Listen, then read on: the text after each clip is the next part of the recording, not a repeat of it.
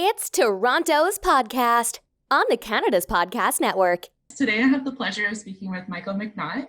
He's the founder of RV Easy, Canada's largest and most affordable RV rental marketplace that connects vacationers with RV owners across the country. So welcome, Michael. Can I call you Michael or Mike?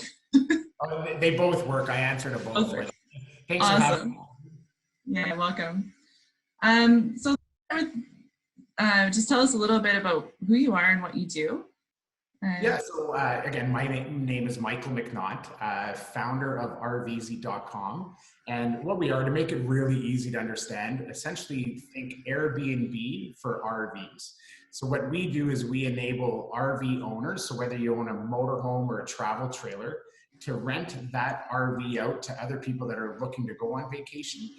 And what we provide is we provide all the insurance, the background checks, just the real structure and security to enable RV owners to essentially make some money off an asset that's quite expensive and a lot of times sits in the driveway for 11 months out of the year.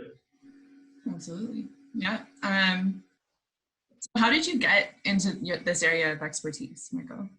Yeah, so I look back at my youth and kind of upbringing. I've always been passionate of the outdoors. Huge fisherman. I had spent my youth as a canoe guide in Northern Ontario. In my teenage years, school would end and I'd be living in the bush doing canoe trips for 10 weeks or something. So I've always been passionate about the outdoors and it's been my whole life.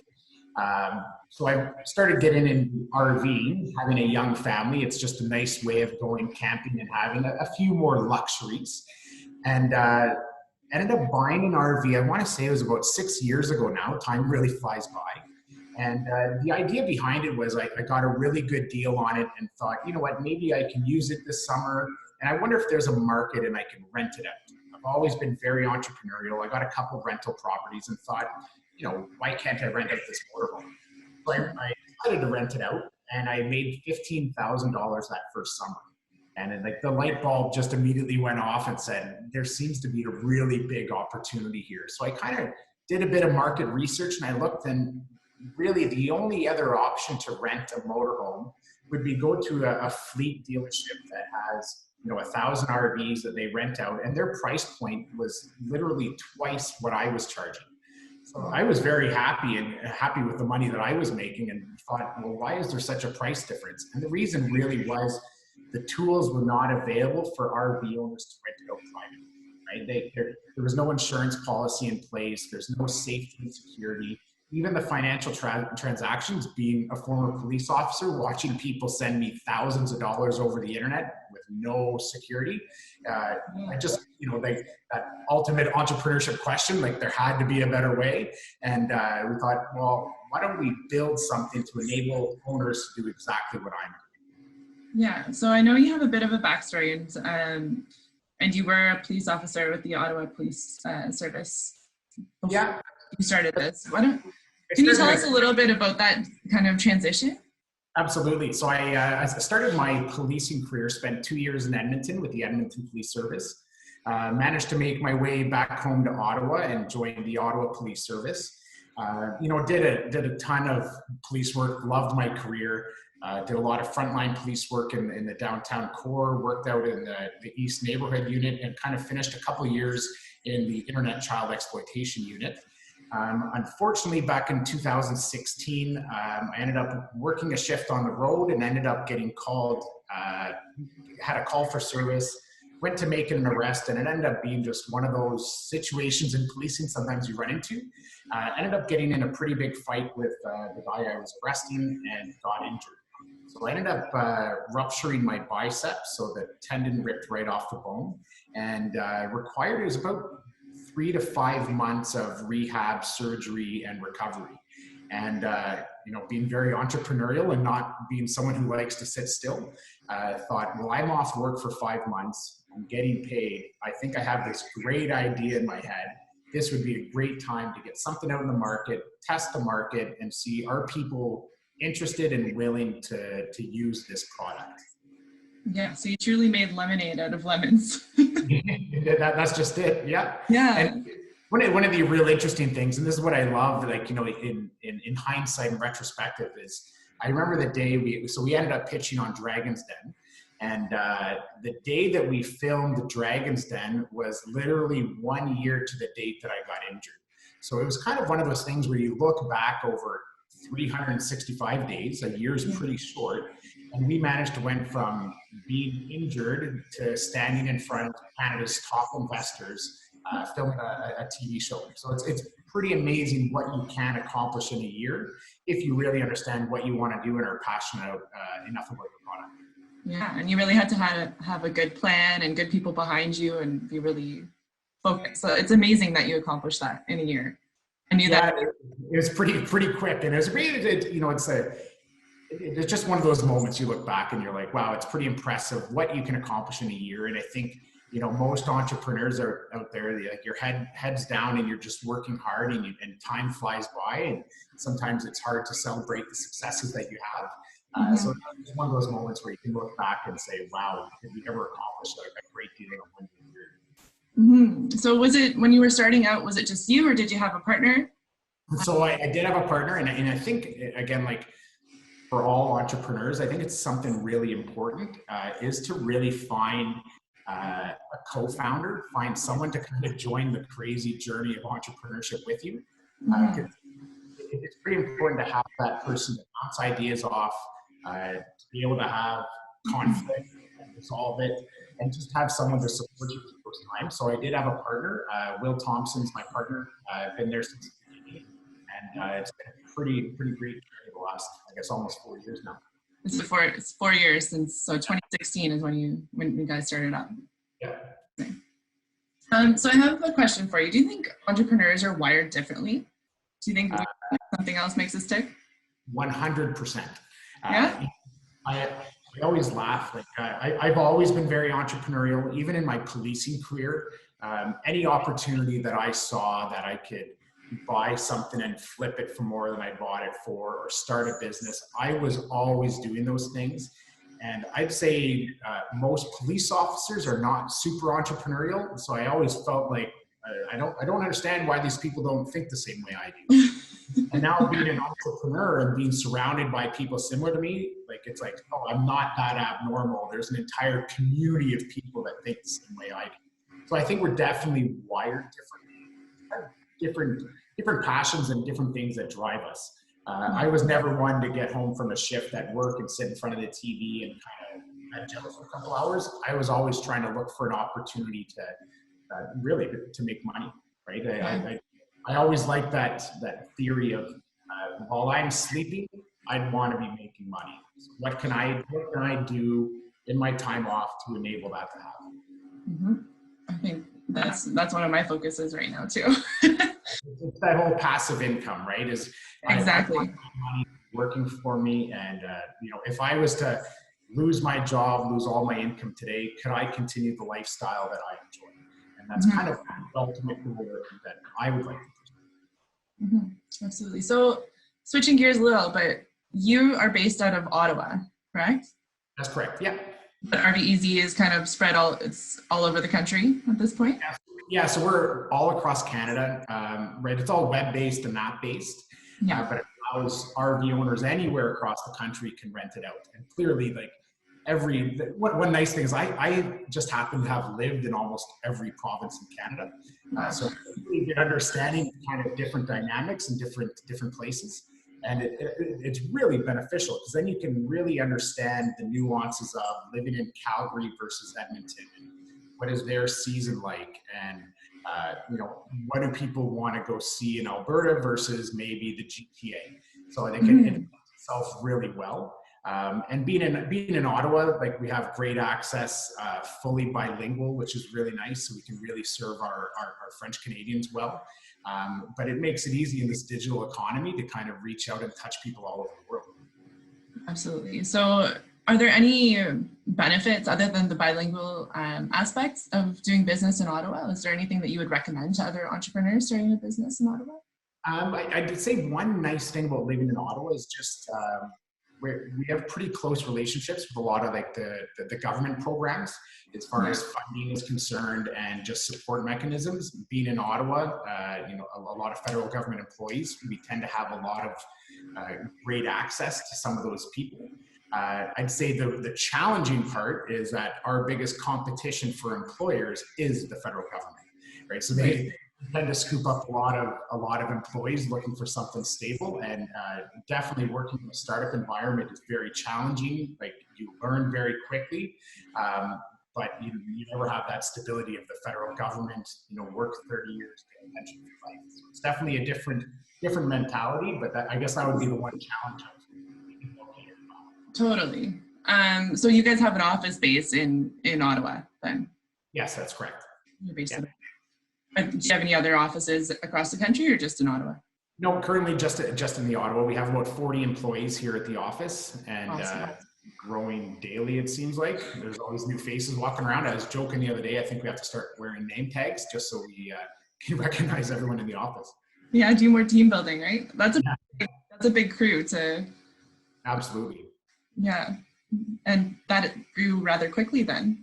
It absolutely, and it really goes with the season, right? And we kind of get a bit of a forecast of what our needs are like, because if you think a double-sided marketplace, you have to build your supply and your demand kind of in tandem at the same time. Mm-hmm. We have a pretty heavy focus on building that supply, between the last 6 months of the year, because we need that supply to fulfill the demand for the next year. So it's really that delicate balance. So we can kind of predict a bit what our summer is going to be like and be able to staff accordingly. So we're growing just as fast as we're kind of growing on the website as well. That's crazy. It's hard to keep up with that. It is, and like when you think about RV, strategically, like a lot of people don't realize like how popular the outdoors is, and I'd even, a lot of the younger generations too are kind of opting for more of an experience rather than going and renting a cottage. They want to go on a motorhome trip, or they want to rent a trailer and go to a music festival, and like it blows everybody away, but there's over 2 million RVs in Canada. Like, that's 1 out of every 6 houses has an RV. Like, it's a mind-boggling number when you start to think about the sheer volume of it, right? There's over 8 million individual trips every year in an RV. So it's really a market, when we step back and look at it, it's a really underserved market that hasn't really adapted with the growing digital economy. So it was really a matter of perfect timing and perfect opportunity to kind of jump in. That's amazing. So I just want to know a little bit about the future, your future vision for the business. So what would you say your vision is for the next 5 years? 5 years, it's hard to look a week down the road. But, okay, so 2 years. You look at the first couple of years of our business, and it was really proving out the business model. So kind of from day one, the question that we always wanted to answer was, are people willing to do this? We know that RV owners, being an owner myself, you're always concerned about, are people going to be damaging my asset, my really expensive RV? So the first couple of years was definitely proving the business model, making sure owners are happy and it's working, and really serving those early adopters. And now if we're looking at the next 3 years, it's really going to be carving our path of profitability and growth at the same time. So it's difficult to focus on growth and profitability at the same time, but we want to be able to ensure that we can build and grow a sustainable business. So a lot of it is just developing efficiencies within our employees, our staff, our processes, to ensure everyone is getting served properly, and that the business has a strategic path to long-term success. Mm-hmm. Wow. So what do you think? What are what are the top 3 things on your bucket list right now for your business? What are your top priorities? So specifically like this time of year, really what we're building is a platform and an ability for RV owners to conduct their own small business. So Right. my vision on the product side would be to really develop all the tools and mechanisms that can enable our owners to conduct their business efficiently and independently. If they want to make money, say renting a canoe along with their RV, they should have that ability. They should have their ability to charge their sales tax, to make changes, to kind of really have a one center place where they can conduct their business on their own. They don't really need our support. So right now it's definitely building the infrastructure and the tools for our customers, our owners, and members. And then from the business side, it's really building, we want to build a world-class platform. So we've really invested heavily into our technology and our development, make things faster, make the user experience smoother, just have a really beautiful, great world-class product. And that takes a lot of work. From my policing days and then coming over to here, it's a totally different world, technology. And technology changes month by month.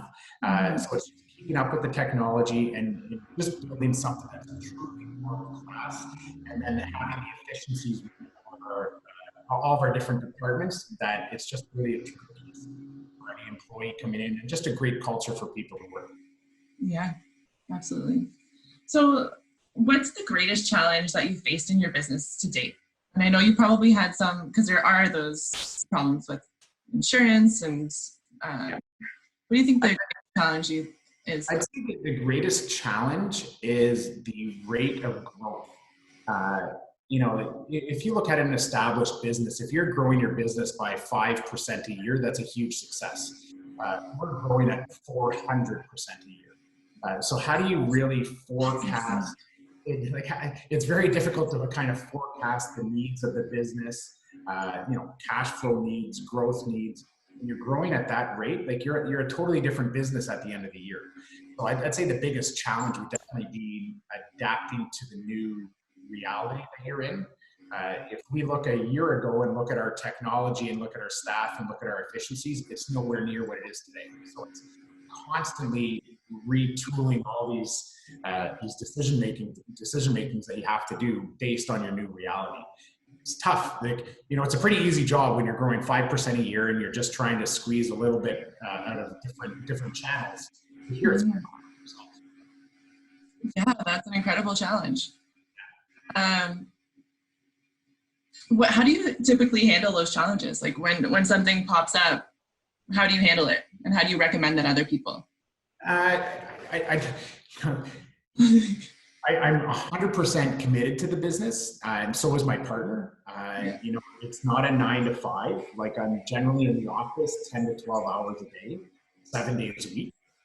So you have to be in tune with the business and really plan, right? So having planning sessions, making sure we have our KPIs and everyone's held accountable, OKRs within the entire organization, just allows us to make the best decisions with the data that we have. And you talked about two goals. Another goal of the business as a whole is we want to make data-driven decisions. In the early days, a lot of it is, honestly, it's gut feel, right? We want to get away from the I feel decisions to the I know decisions. A lot of that is by the data that we've collected and then analyzed. Yeah. Okay. Good. So that's something that we're business owners as well, and that's something that we make all data-driven decisions as well. But how did you? A lot of entrepreneurs do the I feel and they go on their gut instincts. Did you have a mentor or something that helped you realize you have to make these data-driven decisions to be successful? Yeah. So in the early days, I had never started a business of this magnitude, right? Like, I've done a bunch of, had a construction company and a fence and deck company, but really nothing of this magnitude. So probably the best advice I got from anyone is to really surround yourself by the experts, by the people that have been there and done that. And just really rely on them for that guidance and advice. So we very early on, we connected with Invest Ottawa, which is an entrepreneurship community here in Ottawa. Spoke a lot with their mentors. Met with other very successful entrepreneurs and just kind of picked their brains. Michelle from Dragon's Den had incredible support as well. And really what I love about her is a lot of it is just, like, you have a feeling or you think you need to make a certain decision and you're unsure about it. She can give you that reassurance being like, yes, you're spending the right amount of money, or you're not spending enough. You guys need to spend more. You need to grow faster. Because she's done it. She understands exactly what we're going through, because often you don't have many people to lean on when you're growing like this. Yeah, absolutely. So just on the topic of advice, what advice would you give to your 20-year-old self?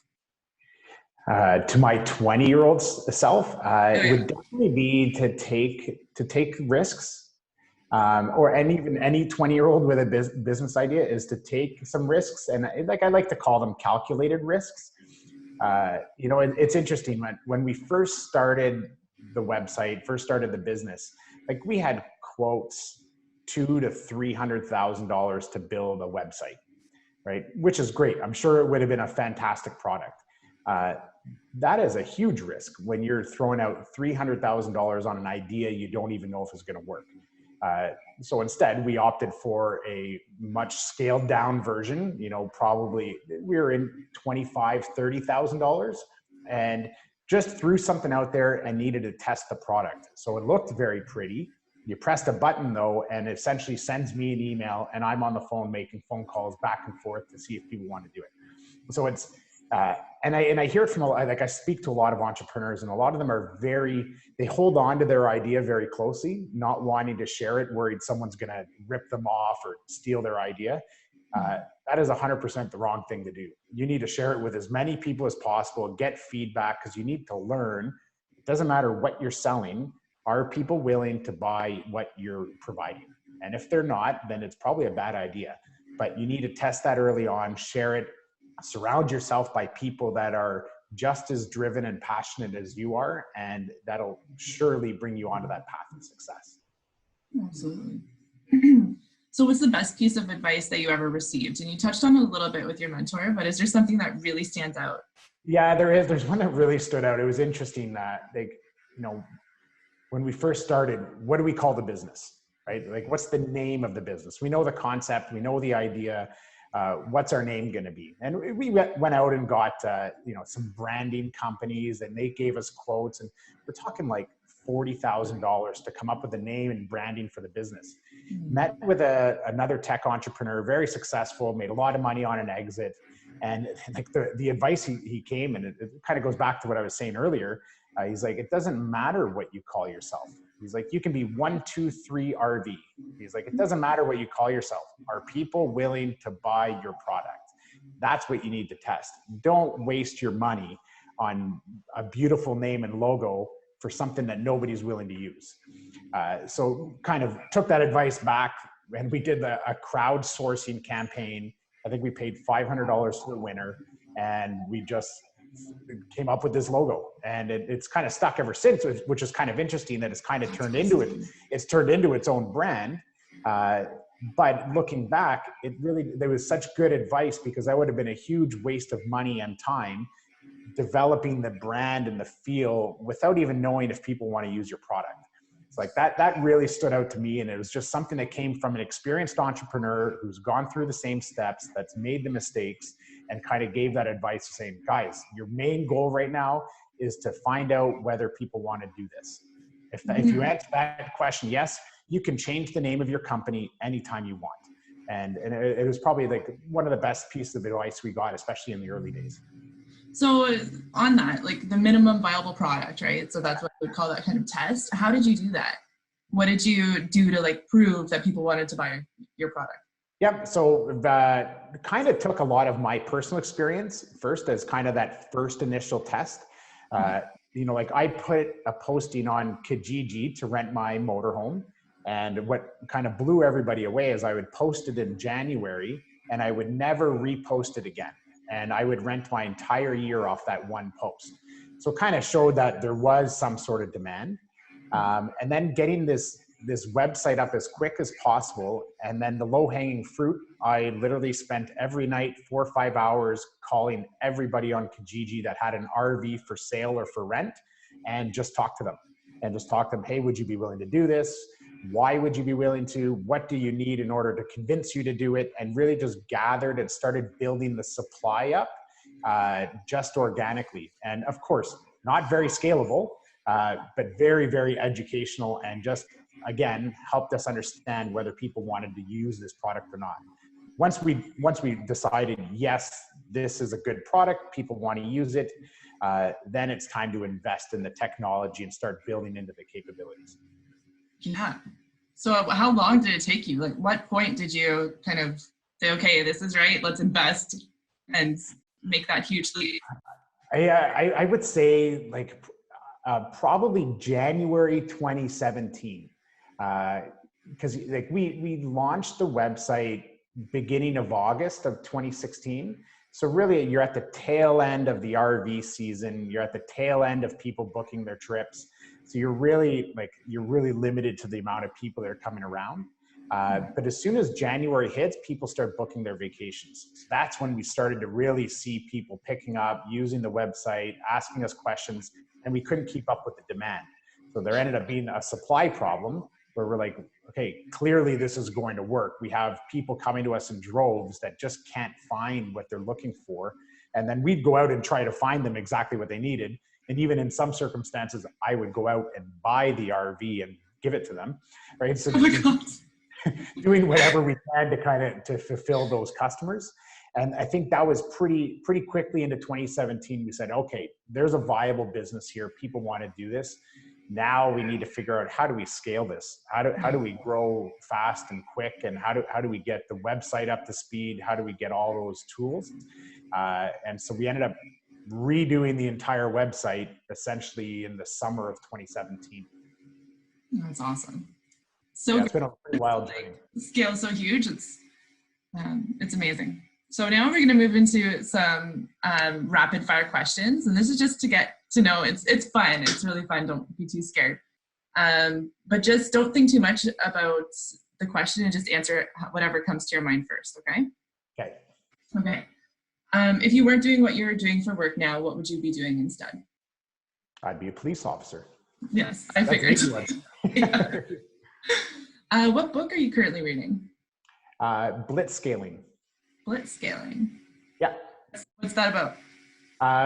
Just different techniques on how to grow and scale your business quickly. Awesome. And then I'm just starting it, but I just finished a Bob Probert documentary, big hockey fan. Okay, cool. Are you a morning or a night person?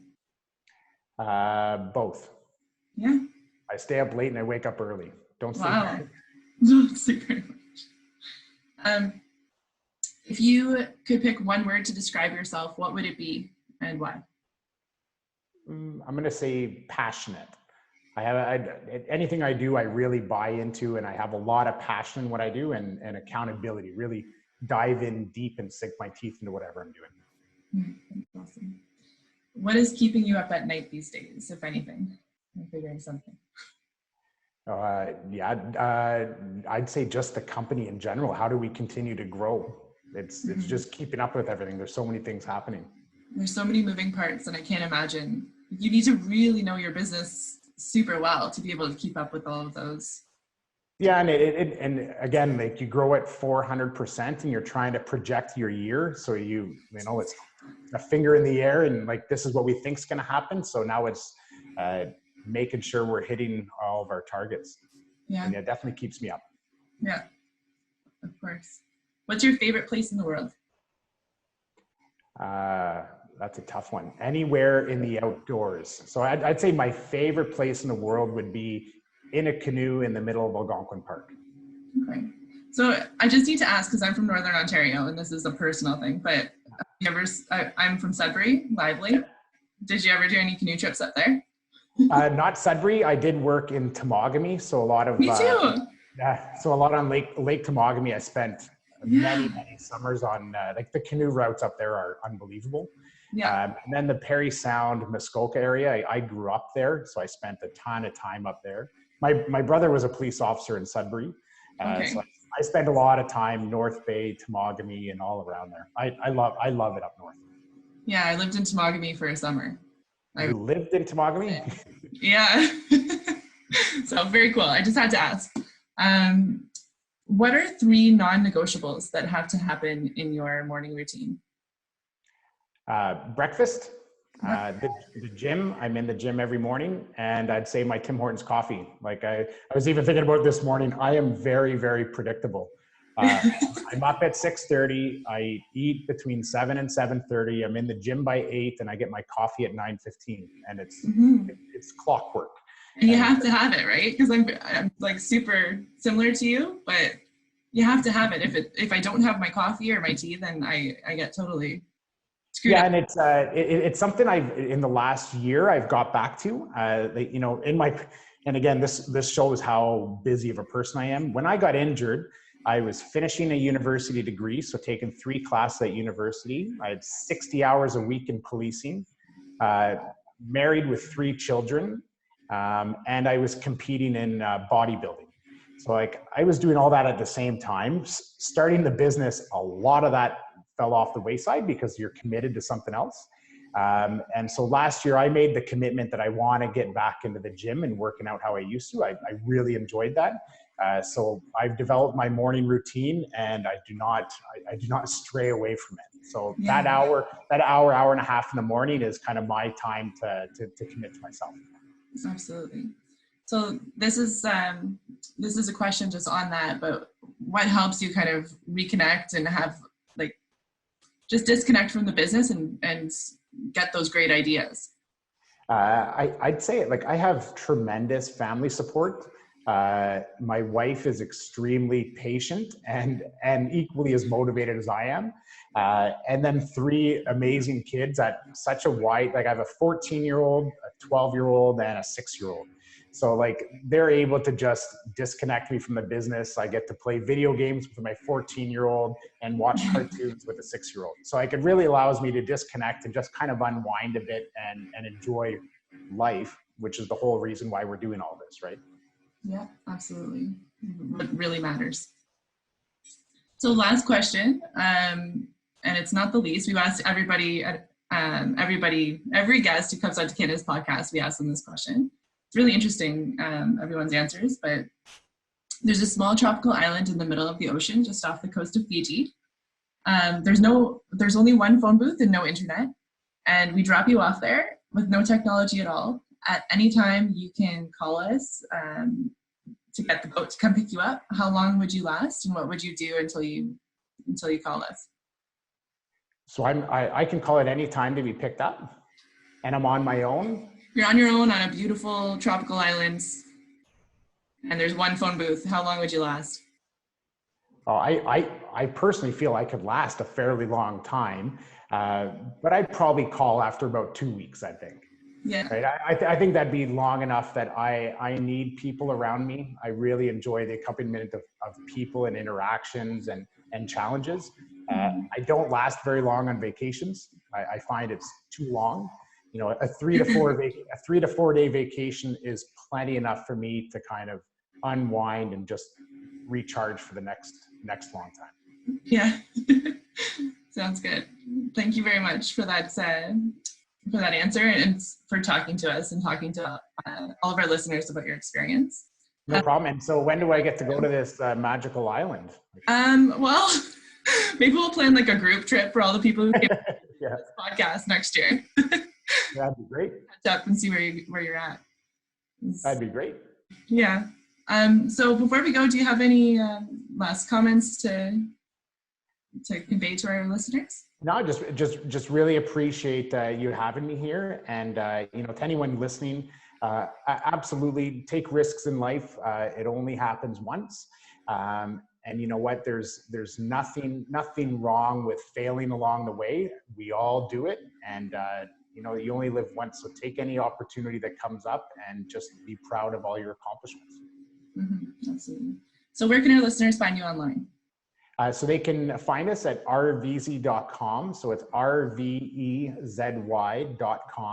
And we're also found on the App Store, so on Google Play or on the Apple Store.